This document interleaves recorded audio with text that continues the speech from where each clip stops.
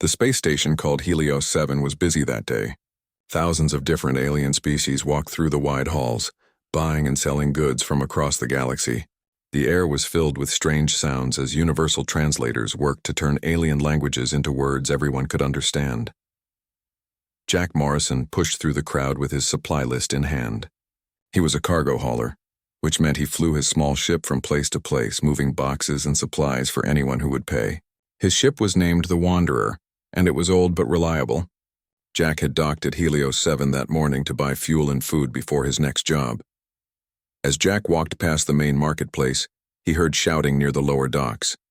A large group of aliens had gathered around something, and they all looked worried. Jack was curious, so he walked over to see what was happening. When he pushed to the front of the crowd, Jack saw a damaged cargo container sitting on the floor. The metal sides had been torn open, and inside the container were 3 small creatures. They had dark blue fur with silver lines running through it. Their eyes glowed a bright amber color, and even though they were young, Jack could see their sharp claws and teeth.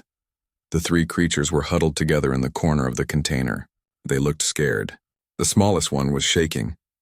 A woman standing next to Jack spoke quietly. Her name was Lisa Hughes, and she was a human scientist who studied alien animals. Jack had met her a few times before when he delivered supplies to her research station. "Those are Vexarian cubs," Lisa said. Her voice was sad. "Someone left them here. Probably smugglers who got scared and ran away." Jack had heard of Vexarians before. Everyone in the galaxy had heard of them. They were dangerous predators that could grow to be 8 feet tall. Stories said that adult Vexarians could tear through steel doors with their claws and bite through armor with their jaws. Entire colonies had been destroyed when Vexarians attacked. The station commander walked up to the container. His name was Krelix, and he was a tall, insect-like alien with long antennae. He made clicking sounds with his mouthparts as he looked at the cubs. "We cannot keep them here," Krelix said firmly. "Vexarians are apex predators. When they grow up, they can break through reinforced steel. These cubs must be killed before they become dangerous." Jack felt sick to his stomach. "Killed? But they are just babies." Krelix turned to look at Jack. His antennae twitched in a way that Jack knew meant surprise. "Dangerous babies. No one in the galaxy will take them. Adult Vexarians have destroyed entire colonies when they got angry. Even other Vexarians will not take care of abandoned cubs. That is their way."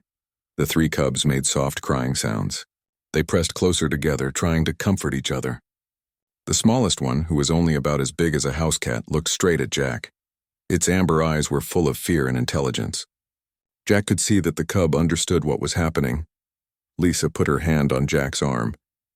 "Do not even think about it, Jack. I have studied Vexarians for 3 years. They cannot be tamed.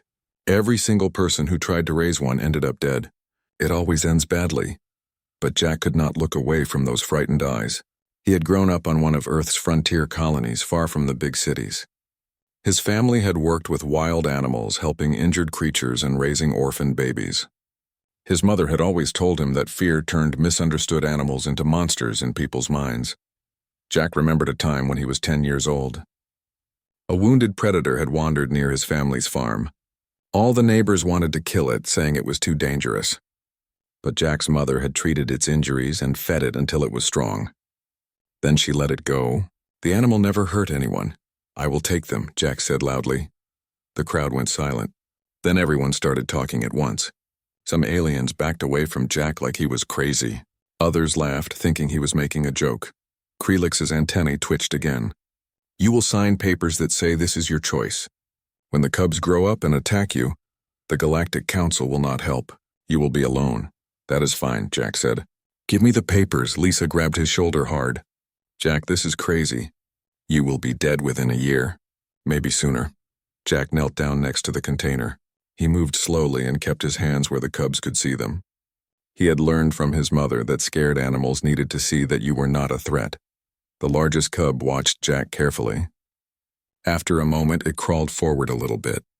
It sniffed Jack's hand with its small black nose. Then it licked his fingers with a tongue that felt like rough sandpaper. Jack smiled. "Maybe I will die," he said to Lisa, "but I cannot leave them here to be killed. They deserve a chance." It took 2 hours to finish all the paperwork. Jack had to sign many documents that said he understood the danger. He had to promise that if the cubs hurt anyone, he would be responsible. The station's lawyer made him read every page carefully. Finally, Krelix gave Jack permission to take the cubs to his ship. Station security watched carefully as Jack carried the container through the halls. People moved out of his way quickly. Some whispered that he was insane. Others said he would not live to see the next month. When Jack reached the Wanderer, he opened the container in his cargo bay. The 3 cubs slowly climbed out. They looked around at their new home with wide eyes. Jack sat down on the floor and waited. He did not try to touch them or pick them up. He just sat quietly and let them explore. The largest cub was clearly the leader. It walked around the cargo bay, sniffing everything. The middle cub was bigger and stronger looking. It tested the walls with its claws, scratching lightly at the metal. The smallest cub stayed close to the other 2, looking nervous. After about an hour, the cubs came back to where Jack was sitting. The leader climbed into his lap. The other 2 cubs pressed against his sides. They were tired and scared, and they wanted comfort. Jack gently stroked their soft fur. "You need names," he said quietly. "I will call you Scout," he told the leader. "And you are Ranger," he said to the strong middle cub. "And you are Pip," he told the smallest one. The cubs made soft purring sounds. They seemed to like their new names. That night, Jack set up a sleeping area for the cubs in the cargo bay. He gave them blankets and put out water. But when he tried to go to his own bed, all 3 cubs followed him. They did not want to be alone.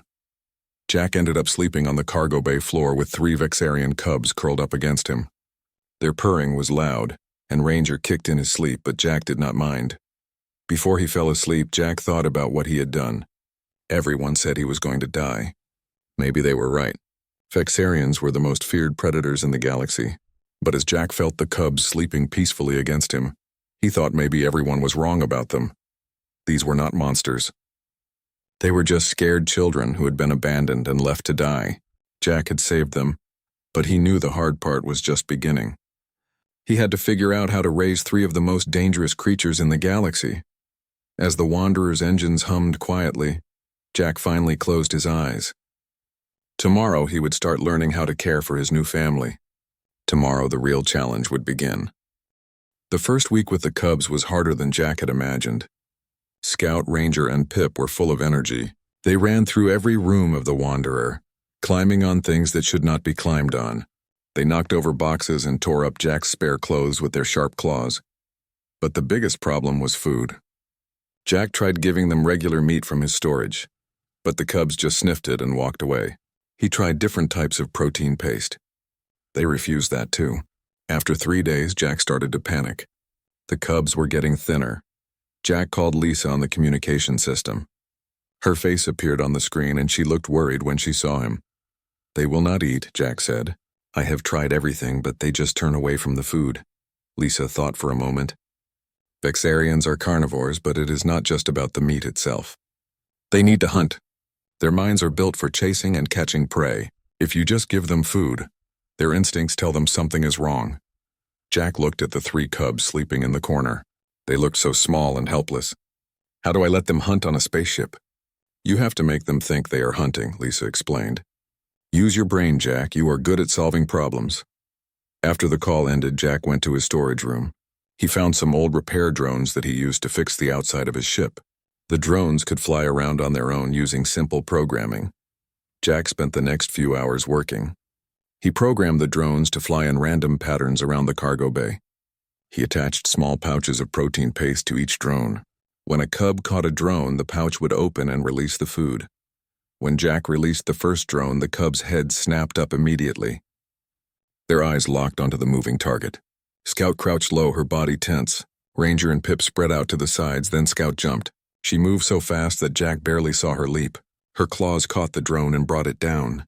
The protein paste spilled out and Scout ate it eagerly. Ranger and Pip immediately pounced on the next drone Jack released. Finally, the cubs were eating. Jack felt relief wash over him. The cubs did not just eat, they looked happy. Their tails swished back and forth as they chased the drones. Over the next few weeks, Jack learned more about each cub's personality.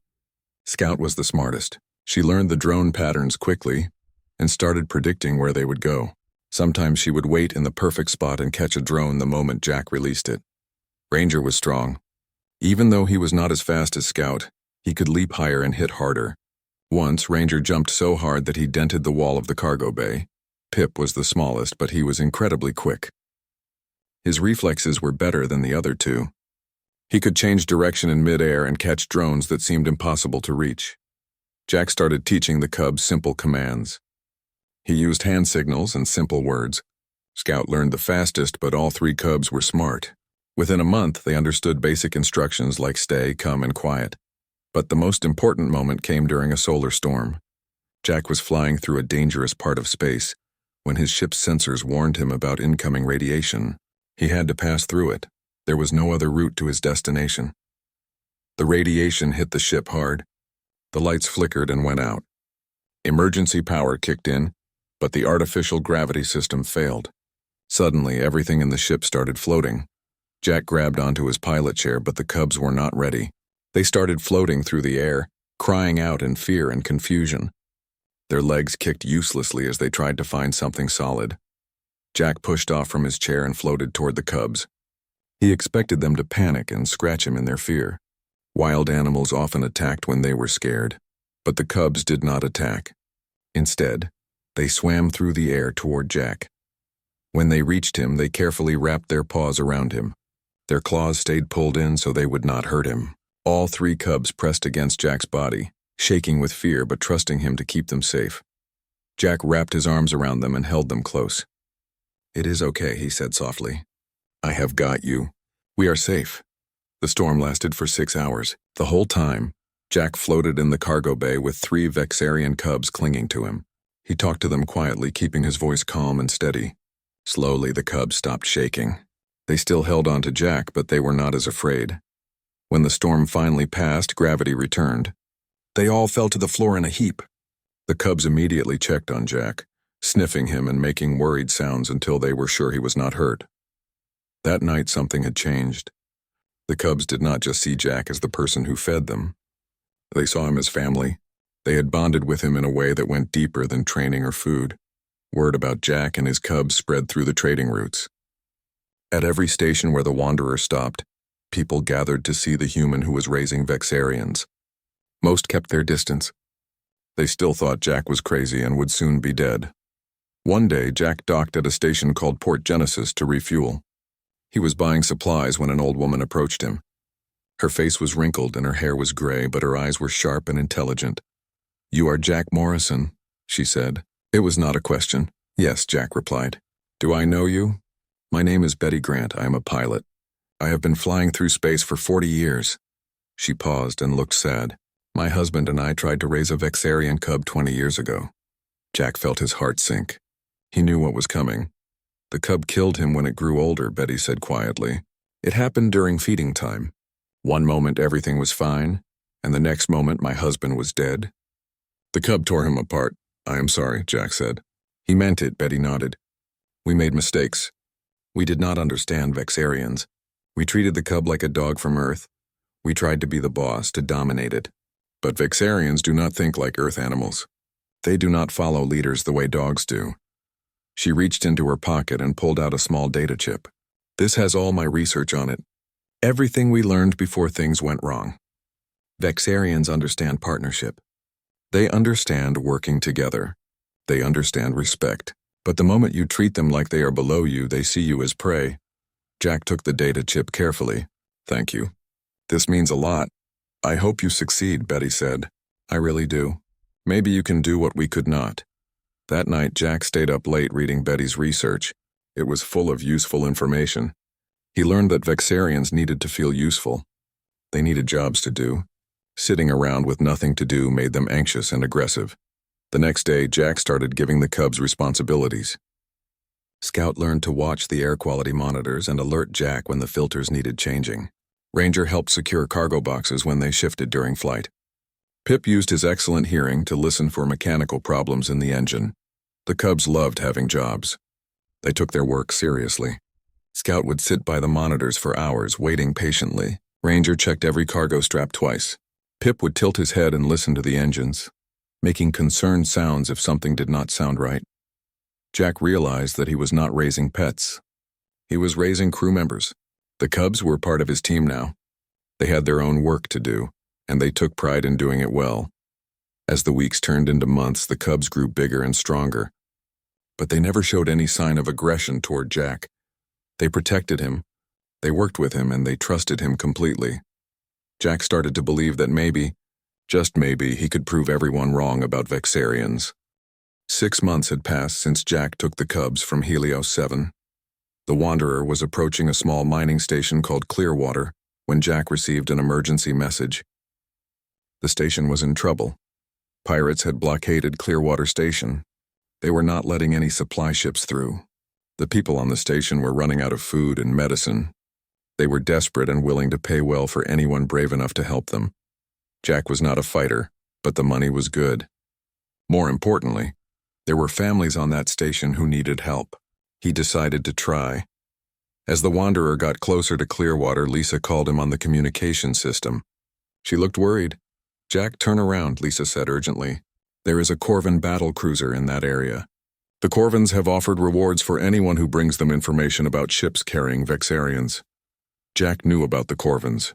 They were a species of large reptile-like aliens who were excellent warriors. 50 years ago, a group of wild Vexarians had attacked one of their colony worlds and killed thousands of Corvans. Since then, the Corvans hated all Vexarians. They wanted every single one of them dead. "I cannot turn back," Jack said. "People need these supplies. Children need the medicine I am carrying." Lisa started to argue, but Jack ended the call. He knew the risk, but he had made his choice. Jack used an old trick his father had taught him. He flew through a field of asteroids, using the big rocks to hide his ship from the pirate sensors. It was dangerous flying, but Jack had done it before. He made it through and docked at Clearwater Station's emergency bay. The station administrator was waiting at the dock. His name was Carl Stevens, and he looked exhausted. Dark circles hung under his eyes, and his clothes were wrinkled. "Thank goodness you came," Carl said as Jack opened his cargo bay.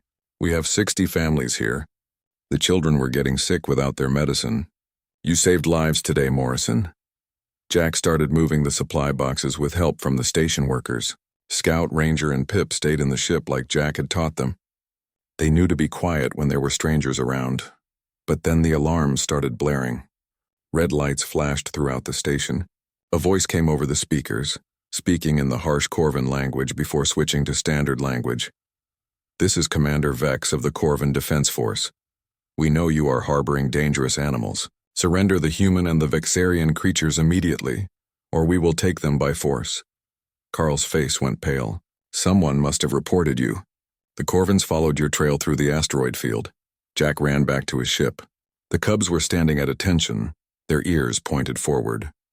They knew something was wrong.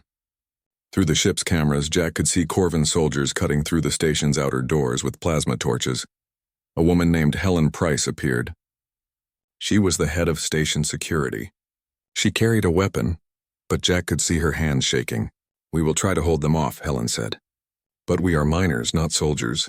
"The Corvans are trained warriors," Jack thought quickly. He could try to run, but the Corvan ship would catch him. He could surrender, but the Corvans would kill his cubs. There was no good choice. The blast doors to the docking bay shook as the Corvans hammered on them. Scout, Ranger, and Pip moved to stand between Jack and the door. Their bodies dropped low to the ground. The playful cubs Jack had raised were gone.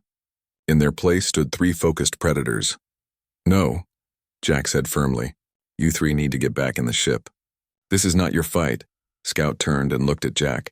She made a sound he had never heard before. It was deep and resonant, almost like she was speaking. Ranger and Pip answered with similar sounds. Helen stepped closer, her eyes wide with wonder. "They are asking for permission to defend their pack. I read about this behavior in old texts. Vexarians do not just fight to survive. They fight to protect their family." Jack looked at the 3 cubs he had raised. They were not cubs anymore. In 6 months they had grown. Scout was now as big as a large dog. Ranger was even bigger. Only Pip was still relatively small. The doors exploded inward with a blast of smoke and sparks. 6 Corvan soldiers rushed through, their weapons raised. They were massive, each one over 7 feet tall with thick scales and powerful muscles. What happened next was so fast that Jack almost could not follow it. Scout jumped straight up, higher than seemed possible. She landed on the first soldier's shoulders and used her claws to cut the strap holding his weapon. The gun fell to the ground. Ranger went low, sweeping his body under the legs of 2 soldiers. They fell hard. Before they could get up, Ranger had their weapons in his jaws, bending the barrels so they could not fire. Pip was the fastest. He darted between the soldiers like a shadow, too quick for them to target. He cut straps, pulled weapons away, and tripped the Corvins whenever they tried to advance. But what amazed Jack most was that the cubs did not kill anyone. They could have. Their claws were sharp enough to cut through the Corvins' armor. Their jaws were strong enough to bite through bone. But they only disarmed and disabled. The three Vexarians worked together like they had trained for years. Scout would drive a soldier toward Ranger, who would knock them down. Pip would dart in and take their weapon. It was beautiful and terrifying at the same time. Within 2 minutes, all 6 Corvin soldiers were on the ground, disarmed and surrounded. Not one of them was seriously hurt, but they were completely defeated. The Corvin commander watched from the hallway. His eyes were wide with shock. He spoke into his communicator in his own language, then switched to standard speech. "Fall back," he ordered his soldiers. "Return to the ship." As the Corvins retreated, their commander looked directly at Jack. "The human who teaches death itself to show mercy is more dangerous than any beast. You have made a powerful statement today, Jack Morrison." Then they were gone. The Corvin ship detached from the station and flew away. Jack's legs felt weak. He sat down hard on the floor. Immediately, Scout, Ranger, and Pip surrounded him. They sniffed him carefully, checking for injuries. When they were sure he was okay, they pressed against him, seeking comfort after the fight. Carl and Helen stared at the scene with open mouths. Carl was the first to speak. "I have never seen anything like that in my entire life," he said quietly. Helen knelt down near Jack and the cubs. Scout watched her carefully but did not seem threatening. "You did not just train them," Helen said with wonder in her voice. "You built a family. They were not fighting because you commanded them. They fought because they love you." Jack stroked Scout's head gently. "I never wanted them to fight. I just wanted to give them a chance to live." "You did more than that," Carl said. "You showed the galaxy something they thought was impossible." Word of what happened at Clearwater Station spread quickly. Within days, news reports were showing footage from the station's security cameras. People across the galaxy watched 3 Vexarians defend their human companion without killing their attackers. Some people said Jack was a hero. Others said he was still dangerous and foolish. But everyone agreed on one thing. What Jack had done was extraordinary. As Jack flew away from Clearwater Station, he knew his life was about to change. The Galactic Council would want to talk to him. There would be debates and arguments about what should be done with him and his cubs. But for now, Jack just focused on flying his ship. Scout sat in the co-pilot chair watching the stars. Ranger and Pip were in the back, playing with their training drones. They were still just his crew, his family. Whatever came next, they would face it together. The message came 3 days after the incident at Clearwater Station. It was from the Galactic Council, and it was not a request. Jack Morrison was ordered to appear before the Council at their headquarters on Unity Prime. Jack knew this was coming. The security footage from Clearwater had been broadcast across every news network in the galaxy. Half the species were calling him a hero. The other half wanted him arrested. When the Wanderer docked at Unity Prime, Lisa was waiting for him. She looked tired and stressed. "The Council wants to put the cubs in containment," Lisa said as they walked through the massive station. "Some members are pushing for them to be killed. They say you have created a dangerous situation." Jack felt anger rise in his chest. "A dangerous situation? I saved those cubs from being murdered. I raised them with care and respect. They have not hurt anyone." "I know," Lisa said softly, "but you are challenging beliefs that have existed for 200 years. The Council classified Vexarians as impossible to live with. You are proving them wrong, and that scares people in power." The Council chamber was enormous. It was shaped like a bowl, with seats rising up in circles. Representatives from hundreds of different species sat in those seats, all watching as Jack walked to the center of the floor. Scout, Ranger, and Pip walked beside him. The cubs wore special collars that monitored their heart rates and body temperature. If they showed any signs of aggression, the collars would activate sleep drugs. Jack hated seeing those collars on his family, but he had no choice. The chief counselor was a being made of gas that floated in a special container. Its name was Zephyros, and its voice came through speakers built into the container. "We are here to decide if Jack Morrison's actions represent foolish risk or genuine progress," Zephyros announced. The Vexarian species has been classified as incompatible with civilized society for 2 centuries. 3 colonies were destroyed by Vexarian attacks. 47 people have died trying to domesticate them. The evidence is clear. A Corvin representative stood up. His name was General Krax, and his scales were dark green with scars from old battles. Humans are new to the galactic community. They do not understand the dangers we have lived with for generations. This human sees a dangerous predator and thinks he can control it with kindness. When these creatures grow to full size and their instincts take over, people will die. We demand these animals be destroyed before that happens. Many representatives nodded in agreement. Jack could feel the mood in the room turning against him. Then Zephyros spoke again. "Jack Morrison, you may present your defense." Jack walked forward. The cubs moved with him, staying perfectly synchronized with his steps. He took a deep breath and began to speak.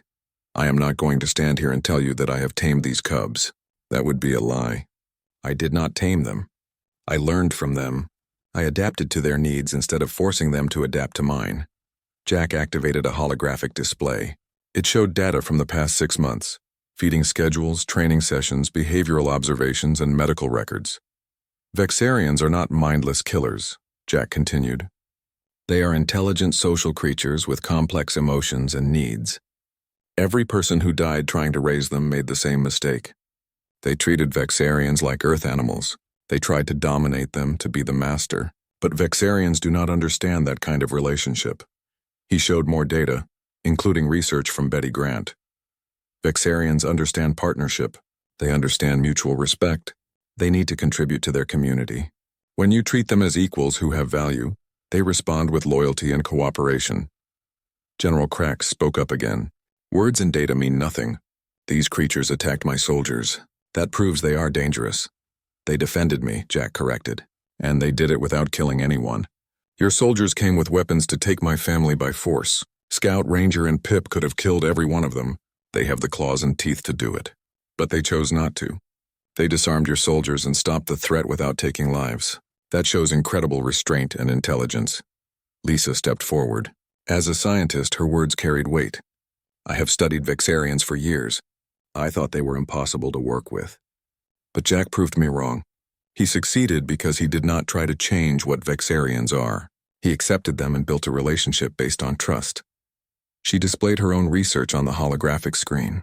"My analysis shows that these 3 Vexarians display emotional bonds, cooperative behavior, and problem-solving skills that match or exceed many species we consider civilized.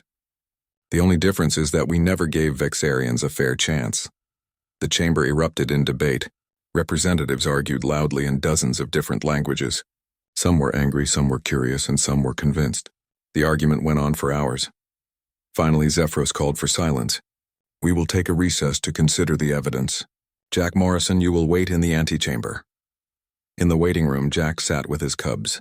They pressed against him, sensing his stress. Scout put her head on his lap. Ranger leaned against his side. Pip curled up by his feet. Betty Grant came to visit. She had traveled to Unity Prime to watch the hearing. "Whatever they decide, you have already changed things," she told Jack. "People all over the galaxy are questioning what they thought they knew." "That matters, but will it be enough to save them?" Jack asked, looking at his cubs. Betty did not answer. She did not know. After 3 more hours, the council called them back. Jack's heart pounded as he walked back into the chamber. The cubs stayed close to him, their ears alert. Zephyros spoke in a formal tone. "The Galactic Council has reached a decision. We have reviewed the evidence and heard the arguments from all sides. This decision was not easy, and not everyone agrees." Jack held his breath. "The Council will permit Jack Morrison to continue his guardianship of the 3 Vexarians. However, there will be conditions. A specialist in cross-species psychology named Gregory Walsh will conduct monthly evaluations. He will assess the behavior and mental state of both the human and the Vexarians. If at any time these evaluations show signs of danger to the public, the Council will intervene immediately." Jack felt relief flood through him. It was not perfect, but it was a chance. "I accept the conditions," he said quickly. Furthermore, Zephyros continued, "this case will be studied. If Jack Morrison continues to succeed, the Council may reconsider its classification of the Vexarian species. But if anything goes wrong, if anyone is hurt, the consequences will be severe. General Crack stood and left the chamber without a word. He clearly disagreed with the decision, but many other representatives looked thoughtful or even hopeful. As Jack left Unity Prime with his cubs, he felt the weight of what had just happened. The council had given him a chance, but they had also put enormous pressure on him. One mistake, one moment of aggression from the cubs, and everything would be over. That night on the Wanderer, Jack sat in his quarters with Scout, Ranger, and Pip. They were calm and peaceful, completely unaware of how close they had come to being killed. Scout nuzzled Jack's hand. In that moment, Jack understood something important. The real judgment had never been the council's to make. Every single day, the cubs chose to trust him. Every day, they chose cooperation over violence. Every day, they proved that understanding was stronger than fear. Jack had saved 3 abandoned cubs from death. But in return, they had taught him something valuable. They had shown him that even the most feared creatures in the galaxy could change when given respect and compassion. The journey was far from over. In fact, it was just beginning. But Jack was ready for whatever came next. He had his family, and together they would face the future. As the Wanderer's engines hummed and carried them away from Unity Prime, Jack looked at the 3 Vexarians sleeping peacefully around him. He had given them a chance at life. Now he would give them a chance to change the galaxy's mind. And deep down, Jack believed they would succeed. 2 years had passed since the council hearing. Jack's life had changed in ways he never imagined. The Wanderer still flew through space, but it no longer carried random cargo. Now Jack and his Vexarians had a different mission. They rescued misunderstood creatures across the galaxy. They responded to distress calls from stranded ships. They helped solve conflicts between different species. Jack and his crew had become famous, but more importantly, they had become trusted. Scout had grown into a magnificent animal. She now stood 7 feet tall at her shoulder. Her blue and silver fur was thick and beautiful. She was smart and thoughtful, often solving problems before Jack even noticed them.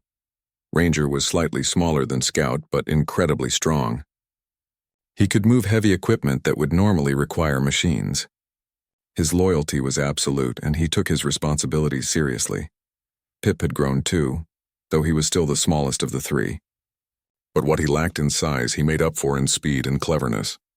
He had become the team's scout and diplomat, able to communicate with other species in ways that surprised everyone. Together, they had accomplished amazing things. They saved 3 ships whose crews were stranded in space. They helped evacuate a failing station before it exploded. They even mediated a territorial argument between 2 alien species who both respected the Vexarians' neutral position. But Jack's greatest achievement was taking shape on a small moon called Haven's Rest. Using the money he had earned and donations from supporters across the galaxy, Jack had built something special. It was a sanctuary for abandoned and misunderstood alien creatures. Lisa had left her old job to join Jack. She was now the head researcher at Haven's Rest, studying the creatures and learning how to help them integrate into galactic society. The sanctuary was home to many different species. 3 more Vexarian cubs lived there, rescued from illegal smuggling operations. There were 2 crystalline beings whose singing could shatter glass, but who were gentle and peaceful when treated with respect. A young phase shifter lived there too, orphaned when fearful colonists killed its parents. Dozens of other creatures called Haven's Rest home. Betty Grant visited often. She brought supplies and told stories of her adventures. She had become an advisor to the sanctuary, helping Jack avoid the mistakes she and her husband had made. Helen Price from Clearwater Station had also moved to Haven's Rest. She was the head of security now, though her job was mostly keeping curious visitors at a safe distance. The creatures at the sanctuary did not need protection from each other. They needed protection from people who did not understand them. One evening, Jack stood on the observation deck watching the sunset. 2 suns, actually, since Haven's Rest orbited a binary star system. The sky turned beautiful shades of orange and purple. Below him, Scout was teaching the younger Vexarians how to hunt properly. She was patient and careful, showing them how to stalk prey without actually hurting it. The young ones watched her with admiration and tried to copy her movements. Gregory Walsh stood beside Jack. He was the psychologist the council had assigned to monitor Jack and the cubs. In the beginning, Gregory had been skeptical. Now he was one of Haven's Rest's strongest supporters. You know, Gregory said thoughtfully. When they first gave me this assignment, I thought I would be writing a report about your death. I expected to document a tragic but predictable attack. Jack smiled slightly. And what are you writing about instead? I am recommending that the Council create 100 facilities like this across frontier space, Gregory replied. You proved that the problem was never the species we labeled dangerous. The problem was our unwillingness to understand them. Lisa walked up to join them. She carried her data pad, which was filled with research notes. I am publishing my findings next month. The xenobiology community will have to rewrite decades of incorrect assumptions about Vixarians and many other species. As they talked, a young human girl ran past them. Her name was Sophie West, and her parents worked at the sanctuary. She was laughing as Pip chased her, gently carrying one of her toys in his mouth. Pip was being careful not to damage the toy or scare the child.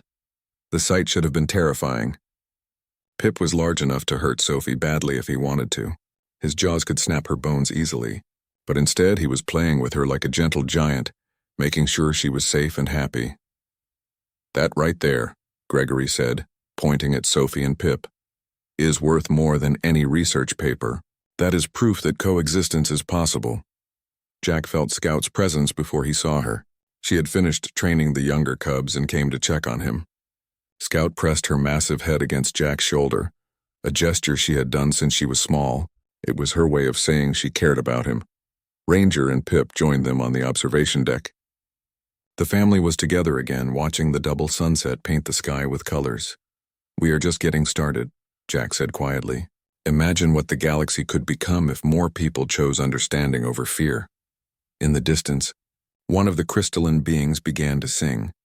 Its voice created a haunting melody that echoed across the sanctuary. The sound was beautiful and sad at the same time. Speaking of hope and second chances, Jack thought about the journey that had brought him here. He remembered the day he found 3 scared cubs in a container, minutes away from being killed. He remembered the fear in their eyes and the way people told him he was crazy for trying to save them. Now those cubs were adults. They were respected members of society. They helped save lives and taught other species that Vixarians were not the monsters everyone believed them to be. Lisa interrupted his thoughts. The Council contacted me today. They want to use Haven's Rest as a model for future sanctuaries. They are forming committees to discuss new protocols for integrating species that were previously classified as dangerous. Jack felt pride and satisfaction. This was what he had hoped for.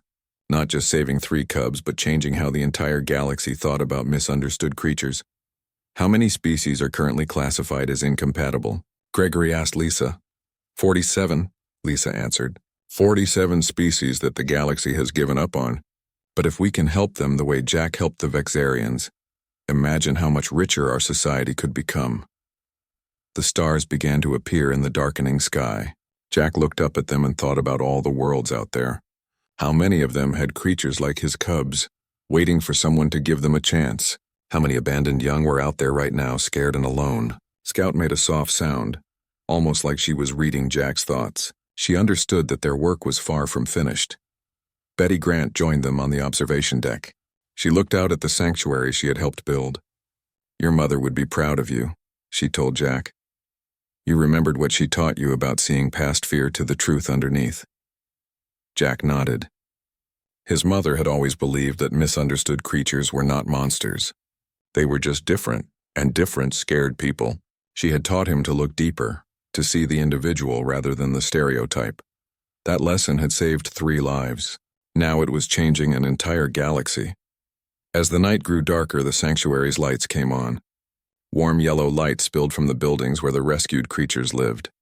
Jack could hear sounds of different species communicating, playing, and living peacefully together. This was what was possible when people chose compassion over fear. This was what happened when someone was willing to look past appearances and see the truth. Jack had started with a simple choice on a space station 2 years ago. He chose to save 3 abandoned cubs when everyone else wanted them dead. That choice had grown into something bigger than he ever imagined. Scout, Ranger, and Pip had proven that the most feared predators in the galaxy could be gentle, loyal, and loving. They had shown that Vixarians were not monsters. They were just another species trying to survive, waiting for someone to understand them. And Jack had given them that chance. As the group stood together watching the stars, Jack felt content. The galaxy was changing. Old prejudices were being questioned. New possibilities were opening up. The abandoned predator cubs that everyone feared had found more than just a caretaker. They had found an advocate, a friend, and a brother who refused to let fear control his choices. In the end, that made all the difference.